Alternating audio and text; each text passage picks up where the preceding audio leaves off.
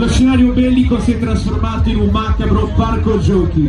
In questo spazio, che dovrebbe essere una tragedia umanitaria, viene vissuta con la leggerezza di un gioco di potere, dove gli aerei sfrecciano tra le nuvole in un inseguimento infinito. Allora ci importano a riflettere i nostri amici del Rewind. Siamo spettatori di un film d'azione o testimoni di una realtà dove i confini tra gioco e guerra si sono pericolosamente confusi? Bel quesito, un tema importante trattato con allegoria. Ciao ragazzi, benvenuti! Fate due file!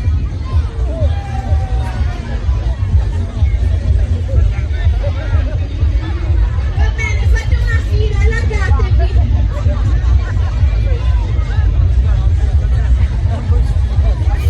A voi ragazzi, a voi!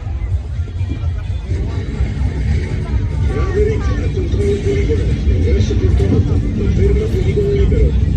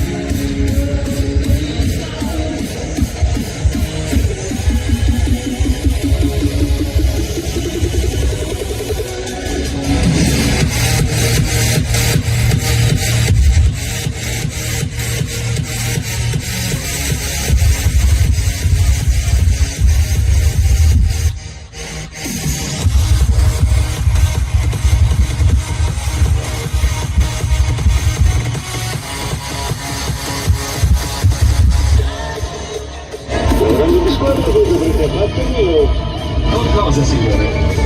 Risponderò al fuoco.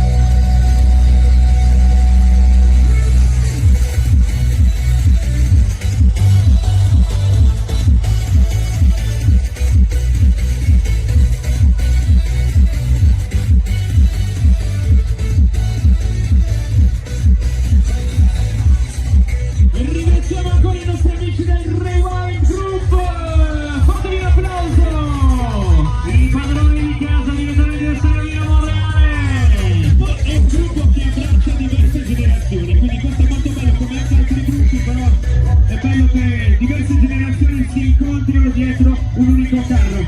Via al lavoro che i modellatori, gli artisti, i pittori realizzano. E questa è la meraviglia del carnevale, è davvero un insieme di cose che trasformano un'idea in realtà concreta come quella che stiamo vedendo in questo momento. Tom Cruise che insegue a Putin sul suo caccia militare. Grazie ancora al gruppo Rewind, buon proseguo! Ciao ragazzi, ciao Luca!